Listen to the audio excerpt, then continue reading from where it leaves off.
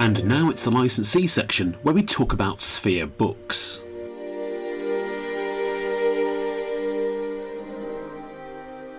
The original Sphere books was launched in 1966 by the Thomson Corporation. Sphere was sold to Pearson plc in 1985 and became part of Penguin. The name was retired in 1990.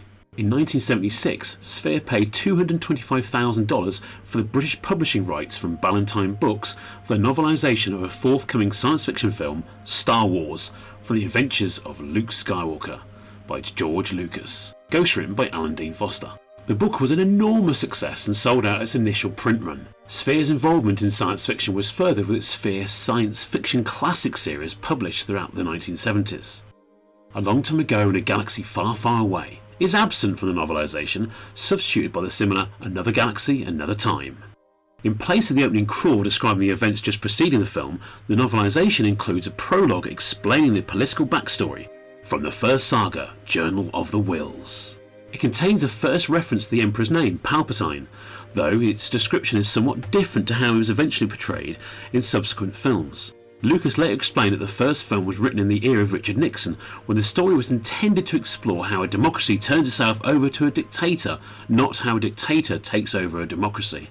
Aided and abetted by restless, power-hungry individuals within the government and the massive organs of commerce, the ambitious Senator Palpatine caused himself to be elected President of the Republic. He promised to reunite the disaffected amongst the people and to restore the remembered glory of the Republic. Once secure in office, he declared himself Emperor, shutting himself away from the populace. Soon he was controlled by the very assistants and bootlickers he had appointed to high office, and the cries of the people for justice did not reach his ears.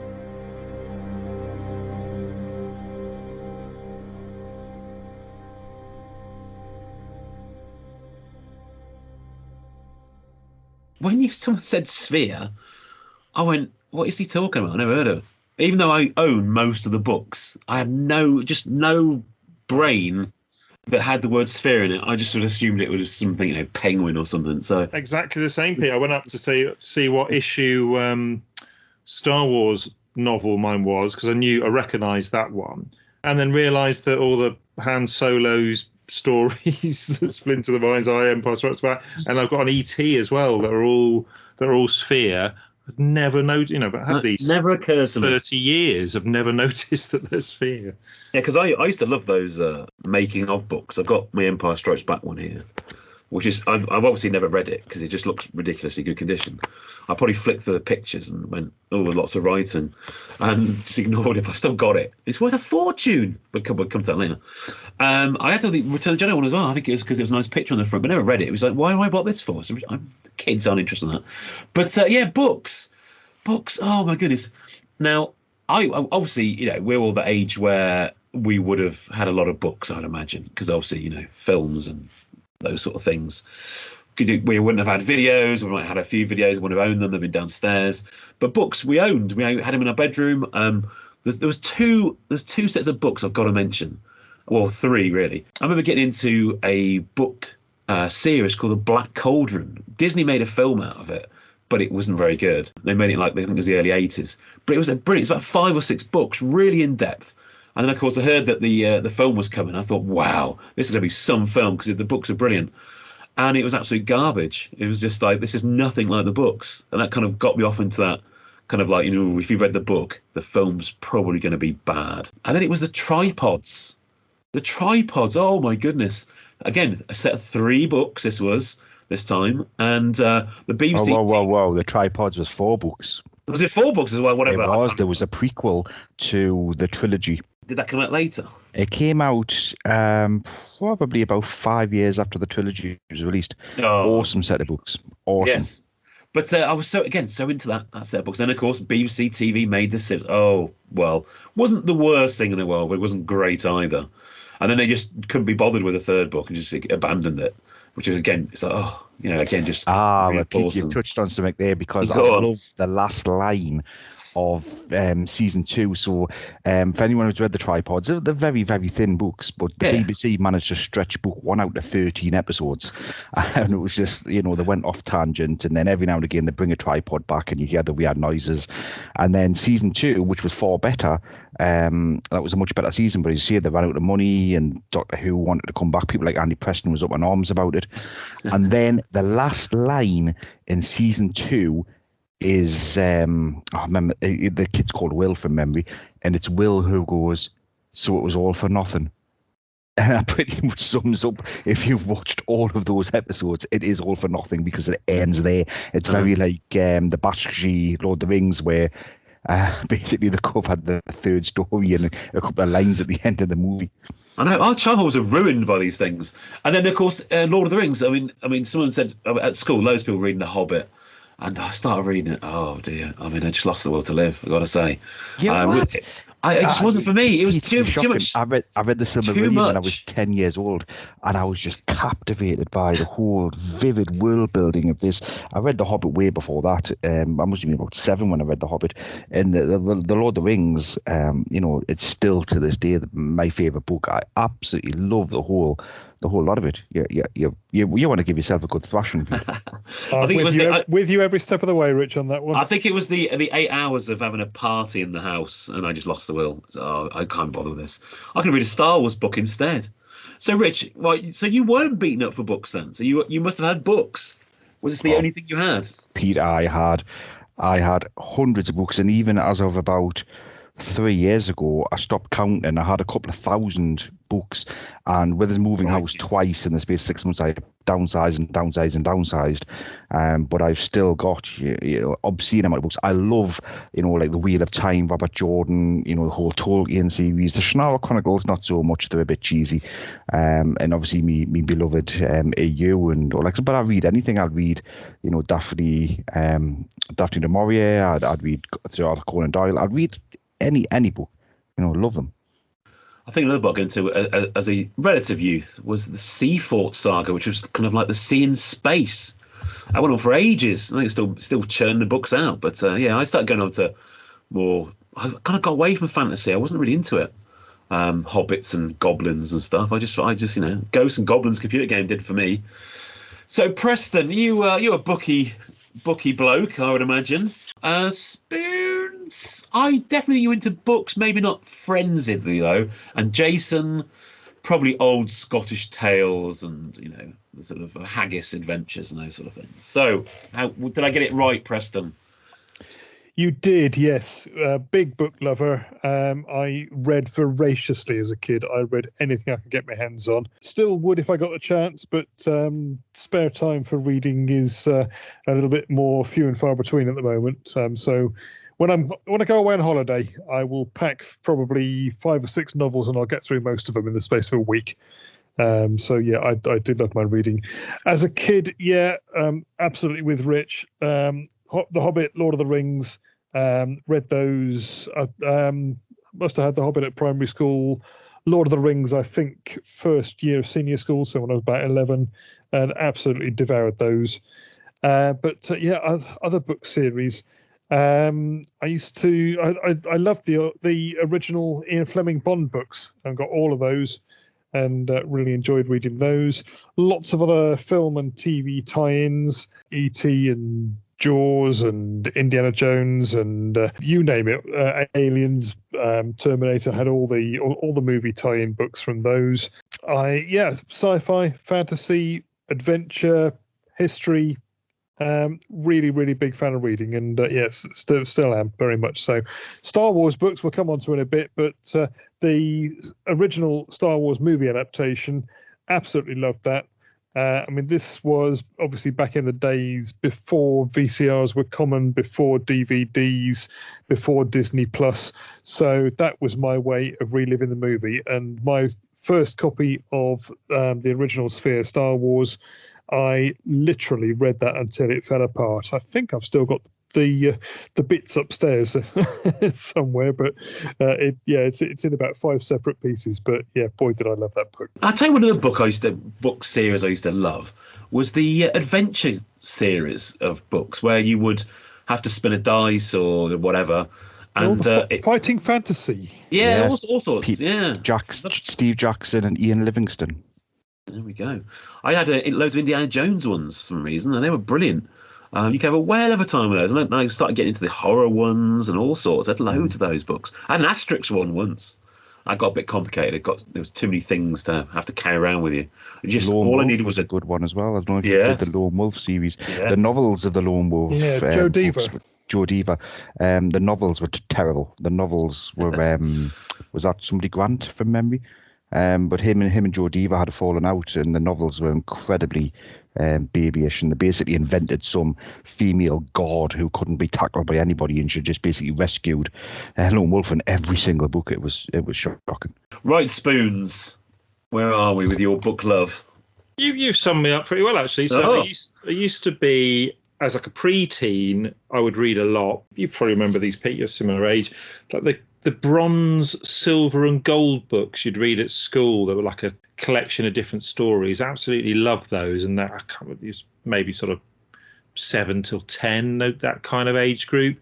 And there was another one about some kid that when he went to sleep, he'd wake up in a world of all werewolves and vampires and things. I really, really loved those. I really enjoyed the Enid Blyton ones, Famous Five, I think we read. But brother liked the Island of Adventure, those kind of ones. There was some other stuff like that, but nothing in particular. There's nothing I was sort of totally enthralled by. I read The Hobbit, kind of similar age, and did enjoy The Hobbit. And then the only other one we had from that series was the Silmarillion. Got totally just bored. I think just the introduction was like sort of pages and pages, and I sort of gave up. But Dad was always a big reader and tried to get me into things like Tarka the Otter, and Swallows and Amazons, things like that. So I enjoyed them, but it never really blew me away. He actually had a set of Billy Bunter that he won at school as a prize. That's hardback set of Billy Bunter, and I did used to enjoy those for some sort of really alien world that meant nothing to me. But when I became a teenager, I sort of stopped reading a certain amount. I had a few Stephen Kings, like Stephen King. I did have the odd movie book. And I've just realised, just whilst we've been chatting today, I've just realised this is Sphere. I had Indiana Jones and the Temple of Doom, and I think that's still around somewhere. I had Jaws, inherited some books off my cousin, and got The Godfather. I think maybe that's where and The Shining and things like that. I think that's where my liking of Stephen King came from. So I got into sort of more horror books from my older cousin, and then started buying my own Stephen Kings. And I've still got them. I don't have a huge book collection, but I've carried these around with me since 14, various houses and things. And I've never reread them since then. They just sit on my shelf. But then, I was actually going to do English A-level, but dropped at the 11th hour. I kind of wish I did, because I read occasionally, but never massively.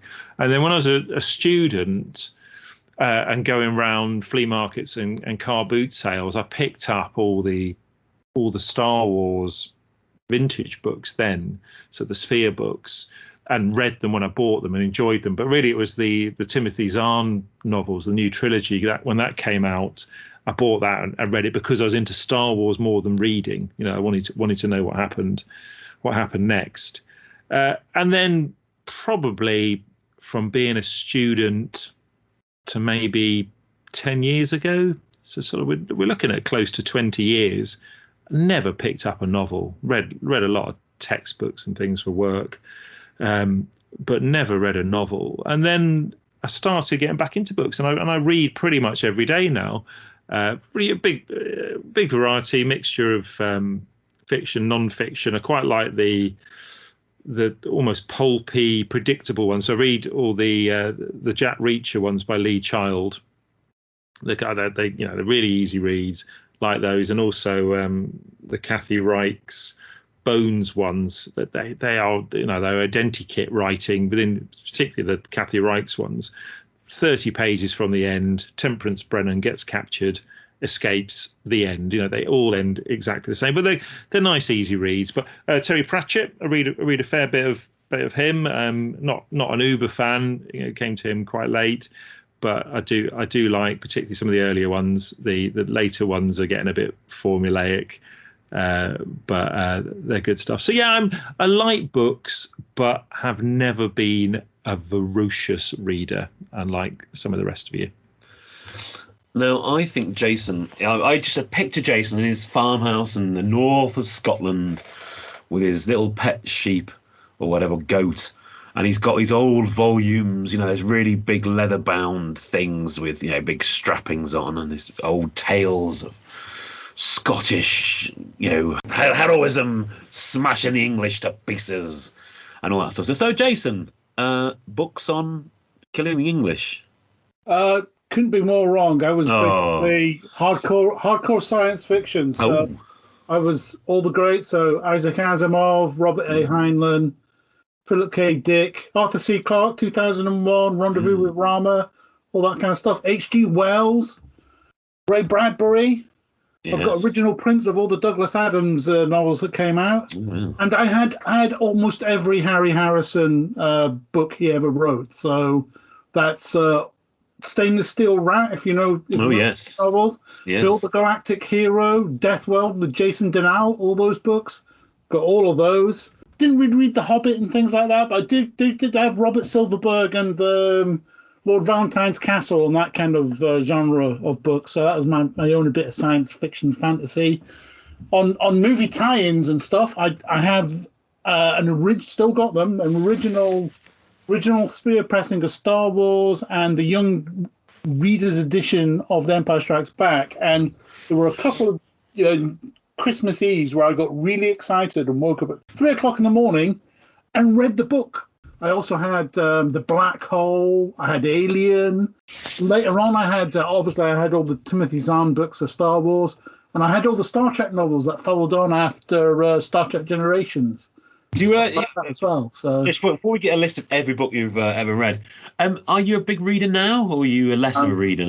The one I've really missed, the one I've got to mention, if you haven't read these two books, Alfred Bester, The Star's My Destination, which is also known as Tiger, and The Demolished Man, which are two of the finest sci-fi books you'll probably ever read. Do I read much now? Sadly not. I don't really read that much. The last one I really read, the one where they're inside the virtual reality game, what would that have been called? Ready Player One. And that Ready Player One.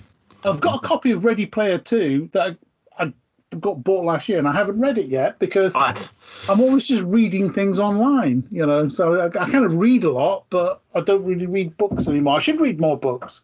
Well, we should all read more books. But I'm going to put you all on the spot. I'm going to ask you your favourite ever book. Now, mine is a book which I think we were travelling around the States. This is going back mid-90s, and we got caught in the hurricane. But I picked up a book. It was sitting there on the subway in New York, and it said a little note in it saying, "I've read this book. Please read it and leave it somewhere for someone else to read." I thought, what a great idea. So as we did a lot of travelling, so I read it was a book called The Dice Man by Luke Reinhardt. Absolutely phenomenal book. Really affects the brain. You're not quite sure whether it's actually an account of what's actually happened or fiction. It's brilliant. And there's a couple of kind of like there's a sequel and there's a couple of other things, and I've got them all. But yeah, I read it. I obviously bought it again. I think I bought probably one of the most books I've probably bought and read so many times. I think I must have read it about 10 times, and I've never read any of the book twice, I don't think, apart from like Star Wars books. But yeah, The Dice Man, what a book. But yeah, I left it on a Amtrak train when I finished with it, and I left a little note in it. So somewhere, hopefully, that book's still doing the rounds. Maybe someone kept it. I don't know. But yeah, I put a little note just saying what a great book, and hope you enjoy it. So, Richard, your favourite? You got to narrow it down to one book. What is it? Oh, I've read nearly all those books that you guys just mentioned, but I want to throw out the Alan Garner books as well. The Weirstone of Bisingham and the Owl Service. Those books were absolutely brilliant. Right, one book. I would have to say it's got to be The Lord of the Rings. That book changed my entire, life, and what I was going to do with my life. And to this day, it hasn't been bettered. There are lots of good books out there, but for me, that book has not been bettered. So The Lord of the Rings for me. Before I meet my favourite, an honorary mention that I forgot before, the Target series of Doctor Who books. I had loads of those as a kid. Really, really enjoyed those. Yeah, they're great fun, those books. And in fact, all of those disappeared probably in a house move sometime, so I must get some of those back because they're really good fun. Yeah, I bought one of those for my niece. She's a real bookie person, she just reads books all the time, real reader. And I bought her the Loch, because she's Scottish. I bought the Doctor Who and the Loch Ness Monster, one of those little novels. It's a fantastic little book. She thought it was brilliant. What a great little story. Really enjoyed it. She started buying a few more now. Narrow it down to one. Narrow it down to one. I'm going to be very boring. I'm going to agree with Rich. I'm going to say The Lord of the Rings. Just the breadth of the imagination of Professor Tolkien, the depth of the world he's created is just absolutely phenomenal. And that's a book that I return to not every year, but every 2 or 3 years, and get something new out of it every time. And also, for anybody out there who's a fan of those books, there's a podcast at the moment called the Prancing Pony Podcast. 2 guys, Alan and Sean, who are going through the books. They've done the Silmarillion, they've done the Hobbit, they're now doing Lord of the Rings, a few pages at a time, going into it in depth, looking at the history, the text, what it all means, linking it together, having a lot of fun along the way. There's a lot of little in-jokes and silliness, but a really, really good Tolkien podcast. So I'd recommend that to anybody. Okay. Spoons. Oh, this is so tough. Actually, you reminded me. I had Doctor Who and the Loch Ness Monster as a kid, and that's probably the book I've read the most of any book Great ever book. in my life. I also don't really revisit books, so having a favourite is really difficult. I remember the book that's made me laugh the most out loud is Tom Sharp's Wilt. I read that as a teenager, and I was just in hysterics. And I've never read a book like that. Whether I would be in hysterics now as I don't even know how old I am, 48, I think. 48-year-old man. I don't know. I'll have to read it again. I've still got it. I do like George Orwell. I've read 1984 a couple of times, but I don't think I could say that was my favourite book. It's a difficult one. So it would have to be something I've read quite recently, because that's most of my amendment is actually linked to George Orwell, and it's Homage to Catalonia. Okay. And it's his tale of being, so it's non-fiction, but it's his tale of being in the Spanish Civil War, which I've mentioned before, haven't I, that my granddad was in it. So it meant quite a lot, kind of reading about what my granddad would have gone through, although George Orwell was fighting with the anarchists rather than the communists. But it was just a really interesting tale and very well written because it's George Orwell. So I would have to pick that. But if you ask me in a couple of years' time, I suspect the choice would be something that I read relatively recently to then. So maybe I'll go back to some of these other books and see if I may read 1984 again or Wilt. And see what I think. But I'm going to put you down, Andy, as Doctor Who and the Loch Ness Monster. Well, that's fine. I'm not a sophisticated man. I've read all the Harry Potter books to my children umpteen times. I've read Lord of the Rings to them a few times. So I never read them as a child, but I read them as an adult and really, really enjoyed Lord of the Rings as an adult. Jason, finally. Well, obviously, I mentioned the 2 besters there, and I think another one I haven't mentioned, and putting his cult and the movie adaptation aside, I really enjoyed L. Ron Hubbard's Battlefield Earth. Are you trying to tell us something, Jason? Yeah. Anyway, I was a big fan of the way that. of Tom Cruise. You cannot enjoy that film. It is just dreadful. I don't enjoy the film, but I enjoy the book. Anyway, putting all sci-fi books aside, I'm going to have to say the book that's my favourite, probably because it's the one that's influenced my life the most, is a book called Join Me by Danny Wallace. Now, I don't know if you remember back in the day, Dave Gorman did a TV show called Are You Dave Gorman, where he went around trying to find people called Dave Gorman. Yeah. Well, he did that with his flatmate, Danny Wallace. So they did that as a kind of joint thing. And then they kind of went their own ways and did their own they were called Stupid Boy projects. And Danny Wallace's first Stupid Boy project was he put an advert in Loot magazine that just said, join me, and a P.O. box number.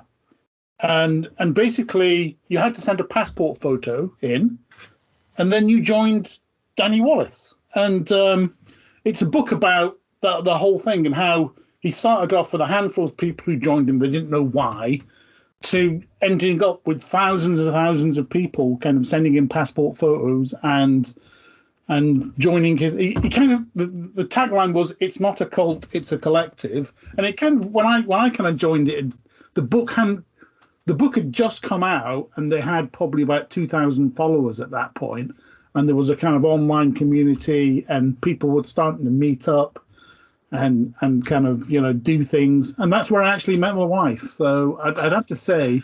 You met your wife in a cult, Jason. I met my wife in a cult, yeah. So yeah, basically that's probably the book that's had the most influence on my life. So I would have to say. Have you got out of the cult, Jason? Has he released you? Yeah, I mean, Join Me kind of had its day. He then went on. He did another thing on TV called How to Start Your Own Country, which you may have seen. That was televised. I was actually on that.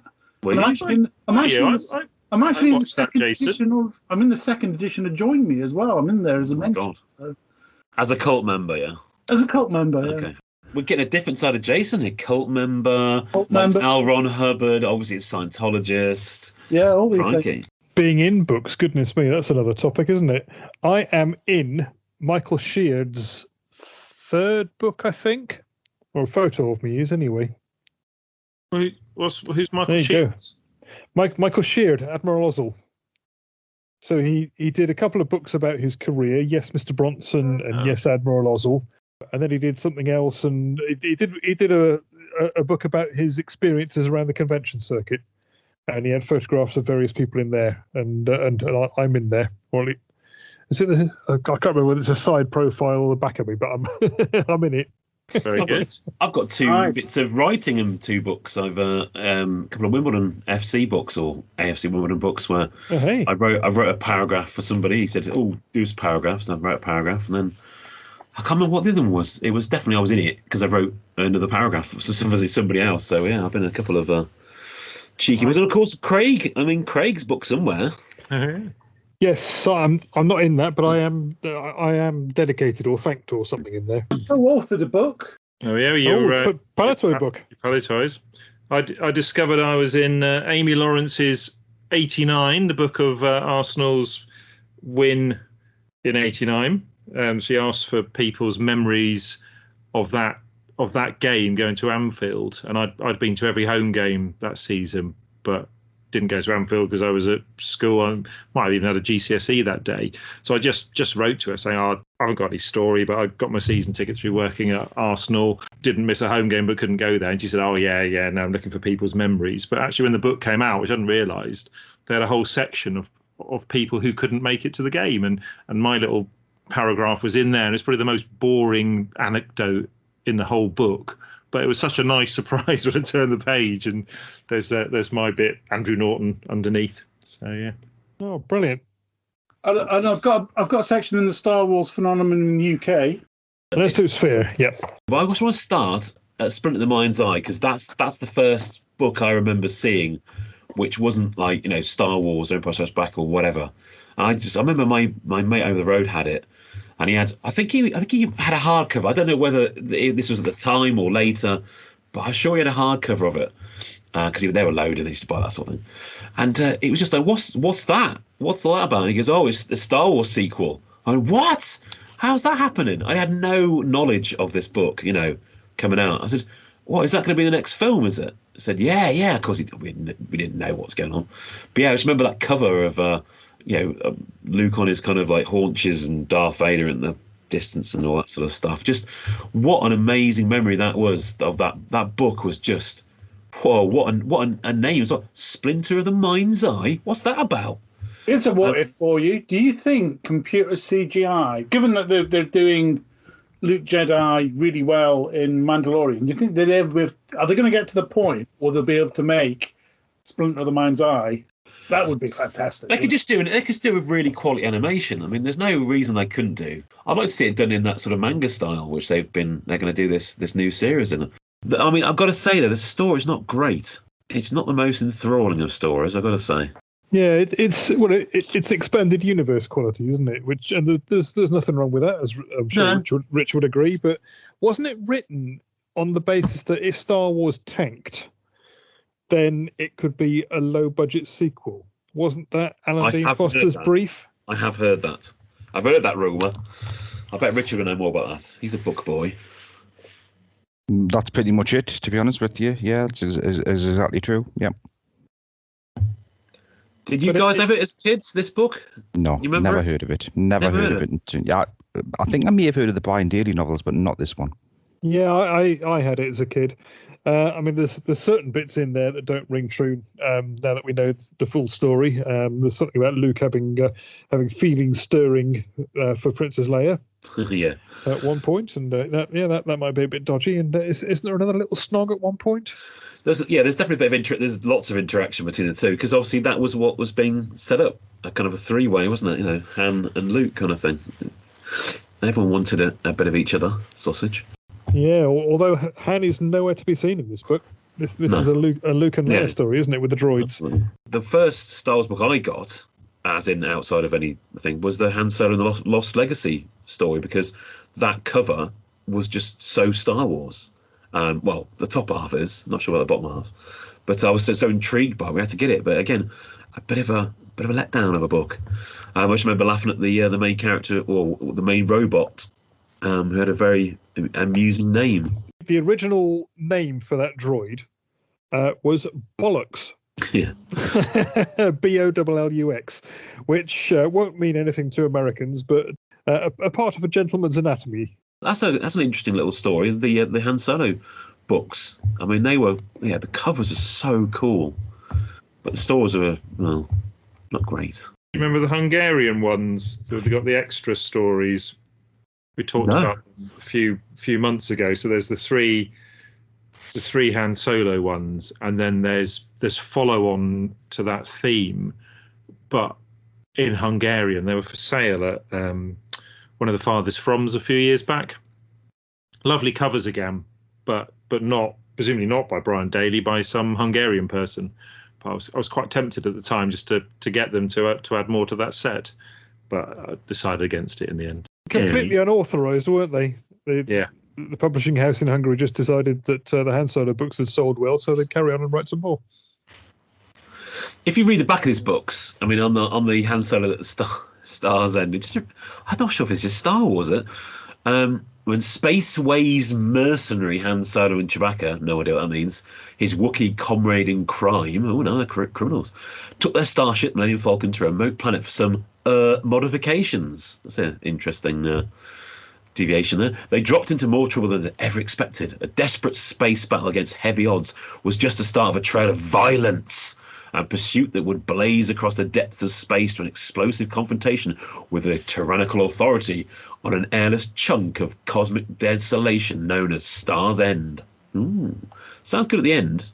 The middle bit's a bit strange. Yeah, I thought those books were really good, Pete. I disagree with you about the quality of the books. They certainly filled my need for a bit more swashbuckling adventure. I thought they got the characters of Han and Chewie very good. Interesting companions. Good rollicking adventure stories. So yeah, I really enjoyed them.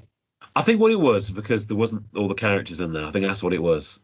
I know it was like Han Solo, but I was thinking, where's Luke going to pop up? Where's Princess Leia and all these other characters? And I think that's, as a kid, I was just, it's just a bit of a... Yeah, I did miss the Empire, because it was set in an area that was sort of outside of Empire control, an area called the Corporate Sector. And so it was the Corporate Sector Authority that were the baddies. And I thought that was a shame that it wasn't the Empire and that they weren't beating up stormtroopers. Well, exactly. So I was just so unfamiliar with it, because I wasn't into spin-off novels. I was too young. Just like a 5, 6, 7-year-old. That just wasn't in my remit. Like, what? What's all this about? Where's Darth Vader? So I'm sure. I mean, I need to read him again. Actually, I think I've got most of them. I've still got Star's End one somewhere, because that was one of the first books I ever had. So let's just go over what was actually released then, Andy. Yeah. So starting at the start, you've got Star Wars.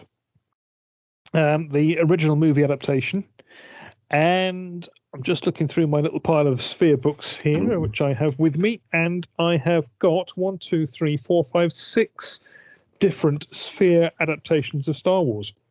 Okay. So you've got the original novel, written by George Lucas. As we all know, it wasn't George at all. It was Alan Dean Foster ghostwriting, but Star Wars by George Lucas. So there are 3 different Sphere versions. So there is just trying to work out which order they came in. I think probably the first one is the one that has on the front a starburst top right, says with 16 pages of fabulous colour. And there's a flash across the bottom right that says the greatest film of the century. And on the back, that one is priced at 95p. Yeah, just sort them by price. There's one that is also 95p. Again, a Sphere book, but it's got Sphere science fiction at the top. It has got the photos inside, but they're not mentioned on the cover. And on the spine, rather than the Sphere logo, it says Sphere SF. So perhaps a sort of side publisher, Sphere science fiction, rather than the main Sphere, perhaps a little variant. Yeah, you can. I'm just interested then. When I was looking for this sort of stuff, there was a website out there. You can search through all of Sphere's books by year, and there was like a Sphere publications, and there was Sphere science fiction. There's all sorts of like you said, little kind of to cover certain areas, adventure novels and that sort of stuff. Yeah, there's actually a website really comprehensive as well. Yeah, we'll throw a link to that up when we put this up on the social media. The third variant, and this one must have come later. So this the front cover again, it hasn't got the little flash about the colour photos because the colour photos are not in this one. Underneath it says well over 1 million copies sold. And on the back, it was £1.75, this one. And it does mention the Empire Strikes Back and Once Upon a Galaxy, Journal of the Making of Empire. So obviously that one came later. So that's the 3 movie adaptations by George Lucas, Alan Dean Foster. There are then 2 young readers editions. So there's one with a red cover. And again, you've got the 16 pages of colour inside, and that's a Sphere book. And then the yellow cover, which is a Scholastic book. So you've got the Scholastic logo on the front and on the spine. Scholastic was a book club that was selling books around the schools and so on. But it is still a Sphere book. If you have a look inside, you've got the Sphere logo and the address and so on. And then the last Sphere Star Wars adaptation is the Marvel Comics illustrated version, which is a nice little book, fairly slim volume, black and white print inside. And all they've done is they've taken the comic pages, which are, what are they? They're reproduced at A4 in the comics, and they've shrunk them down to about a third of the size. The text is barely readable, but it's all in there. It's the Marvel Comics adaptation that we all know and love. So there we go. That's the final Sphere adaptation of the original Star Wars movie. Jason, you're the Splinter Man, aren't you? I am the Splinter Man. There are 4 I'm just looking for the photo now. Do you want to go through the 3 that you've got, and I'll try and pull out the photo I've got with the elusive 4th variation.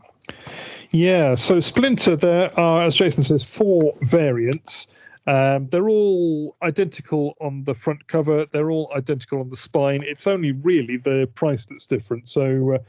You've got an 85p, you've got a £1 exactly.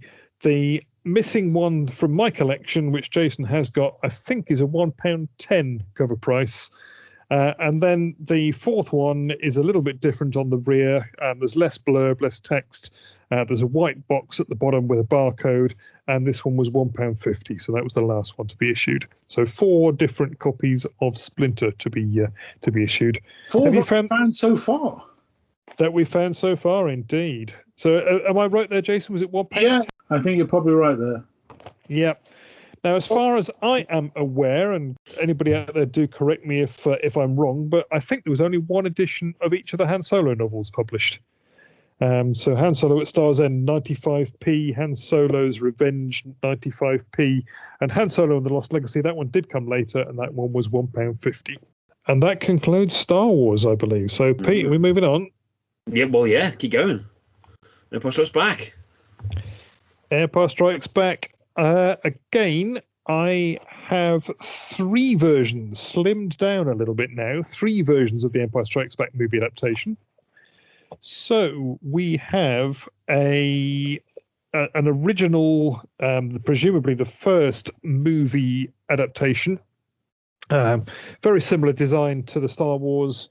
Again, only 8 pages of fabulous colour this time. So the colour photos slimmed down from 16 pages to 8 pages. So you got the little starburst top right with that.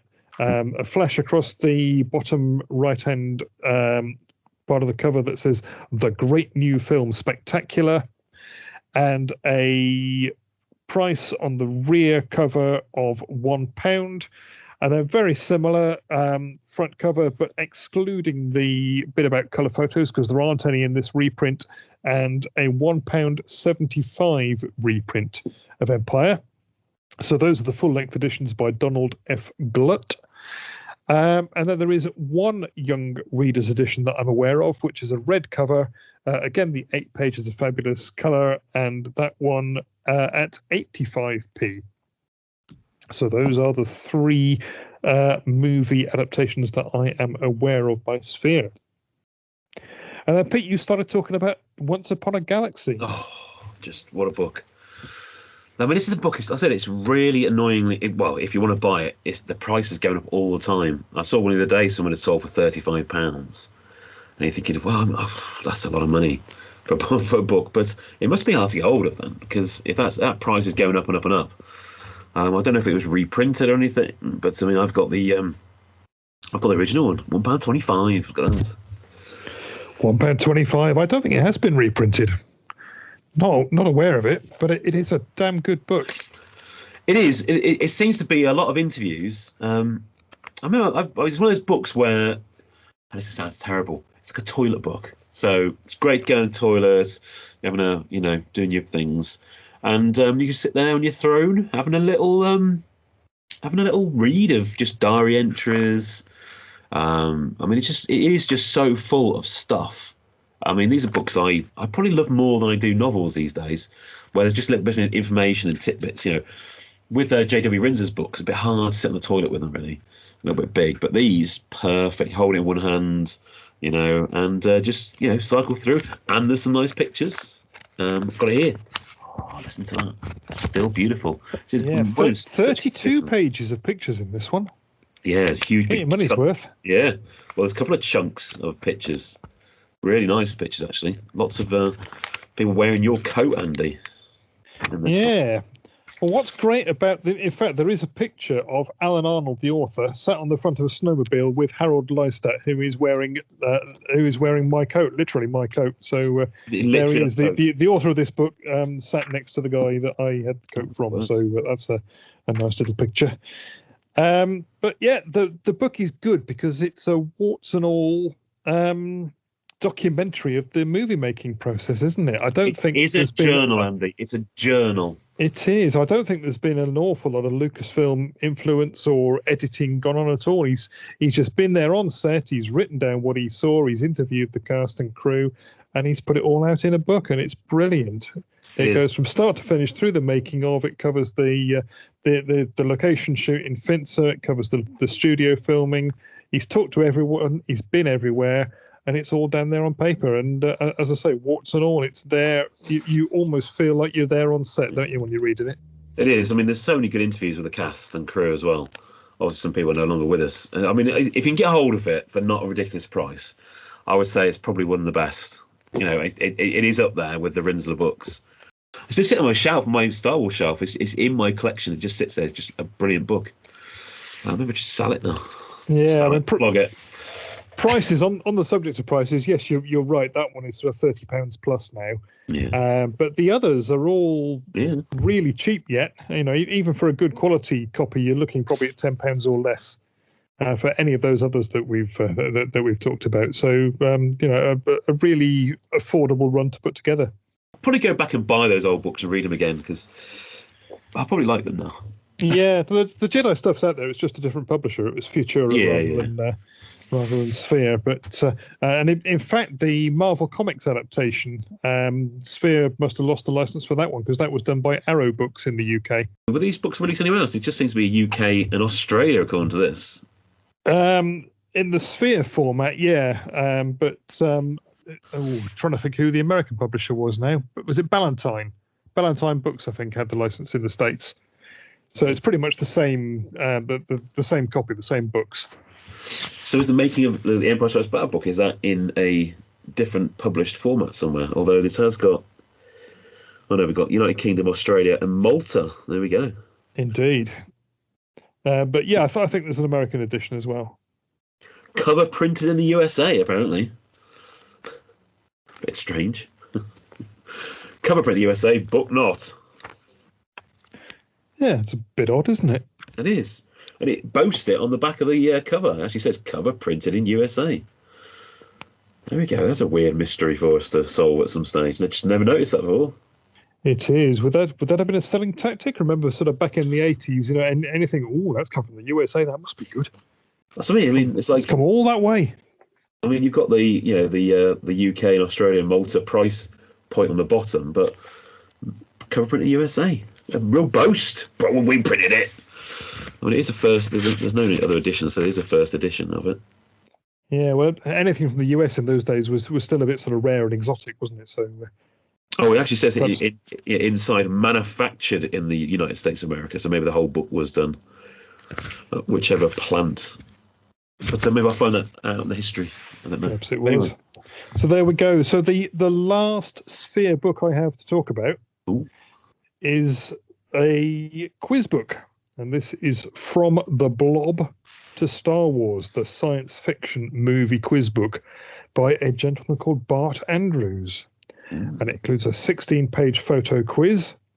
And across the bottom right, very similar to what's on the movie adaptations by Sphere, it's got a little flash that reads Special Star Wars Section. So you can tell what sold the books, can't you? None of these other movies. The Blob. The Blob's a great film. It is a great film, but it's not exactly like, in everyone's kind of psyche, is it? It's not there all the time, the Blob. Beware of the Blob. Back cover, you've got a little flash that says, "Don't miss these two best-selling novels of the film in Sphere books." And you've got Star Wars and you've got Close Encounters. So there you go. Inside a selection of quiz questions. They're all fairly straightforward. I did wonder about doing a quiz on some of these, but they're all a bit rubbish, to be honest. You've got Star Wars quiz, and then you've got sections on other movies and TV series and things. So interesting little bit, but it does go very big on Star Wars. So I included that within my my little Star Wars Sphere collection. And there you go. That's it for the books. Is that it? So we talked about the books, but we're not quite done yet. Oh, there's more stuff. We have not talked store displays. Oh my word! And there were some wonderful store displays from Sphere Books. Probably the best one, and again, let's go through it in date order. So probably the best store display was for the original Star Wars movie adaptation. And this is an R2-D2 standee. It must be about 3 or 4 feet tall, obviously in the shape of R2.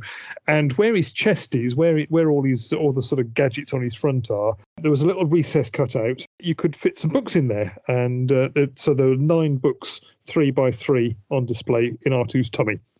Okay. And best picture of those we got from Craig Stevens, mentioned Craig earlier, in his book Star Wars Phenomenon in Britain. Craig's got a nice photo of that. So that is probably the best book store display that I think I've ever seen. I absolutely love that. Do you own this, Andy, or are you trying to own it? I don't. I'd love to get one of those. I know Mr. Joyner's got one, so we're talking about his museum earlier. I hope it'll show up in his museum at some stage, so I'd love to see that. Yeah. There's another store display for the books as well. So this is a cardboard stand. This is with the Hildebrandt brothers artwork, Luke and Leia, and against Vader's head in the background. Must be from a later date because it says now over 5 million copies worldwide. Right. And the little Sphere logo. The space below that for some of the books to be stood up on this display. So that's another nice one. Some posters. So there are 2 posters that I'm aware of for the Star Wars novel. So there's one on a white background. It says, "On sale here in paperback, Star Wars," with 16 pages of fabulous colour, now over 5 million copies worldwide. And you've got the Hildebrandt artwork and then 3 little stills from the movie. And then another one, similar one, but with a black background, and again on sale here in paperback, the best-selling novel of the greatest film of the century, now over 5 million copies worldwide, and a copy of the novel on that one. So 5 million copies. Imagine what that would look like in a warehouse. 5 million. That would be a lot of books, wouldn't it? That's a lot of trees. That's even more than Richard got. Yeah, that's just a crazy amount of books. 5 million books. Oh my word. So some lovely posters there. There was one poster that I'm aware of for Splinter. So you've got pictures of the books are sort of receding into the distance. There's a pile of books. There's 4 copies of the Star Wars movie adaptation, and there's 4 copies of the Splinter book. It says Luke Skywalker has destroyed the Death Star, but Darth Vader lives on. Luke, Princess Leia, Darth Vader, C-3PO, and R2-D2 all in a spectacular new adventure. Splinter of the Mind's Eye and the Sphere logo. So a nice poster that would have been up in the bookshops there. And then Empire. Empire had a fantastic standee, and again I imagine probably about 2.5, 3 foot tall. The Macquarie artwork, Vader in flames. So you've got the Vader helmet, you've got the sort of flames below him. There's like an orange halo around the top of Vader's helmet. The Empire Strikes Back logo. Beautiful, beautiful store display. There are a very limited number of those that I'm aware of circulating around. I've not got one. Absolutely love to have one of those. That is a beautiful display. There were a couple of posters. There's one that is a red poster with the book artwork and a picture of the book. There's another Empire poster which says there's a sort of Starfield background. There's the book flying off through space and the Empire logo. The Star Wars Saga continues, on sale here in paperback. And there is, last but not least, the last store display that I'm aware of is a simple box that the books would have been sold in, a black box. So as with many of the store displays, the top of the box folds up, so you've got a little backdrop for the books with the Empire logo. The Star Wars Saga continues. Yeah. I do like that black box with the Empire in the Empire Strikes Back in white on the. Yeah. Oh, there we go. It says that the space fantasy extravaganza the whole universe has been waiting for. That's the text on the front. Extravaganza. Yeah, that's a word I use more these days. I love the word extravaganza. Big word. Yeah, nice little store display. So there we go. Sphere did push the boat up a little bit with their displays. Got some really nice display material. Selling 5 million copies. I think you should have some good store displays. I mean, that's a hell of a lot of books. I guess they were made in the States. Don't know. Maybe. Well, maybe not. Just having a look. The Empire novelisation, what does that say? Printed in Great Britain by William Collins Sons and Co. Limited, Glasgow. Star Wars novelisation, printed in Great Britain by Hunt Barnard Printing, Aylesbury, Bucks. Ooh. So it may be only the making of. Yeah, that's strange anyway. It wasn't printed here, but there we go. So, right, you'll be pleased to hear I'm done. I'll shut up now. He's done. Right, if we've had enough, anyone else to say, we'll finish and do another one next month.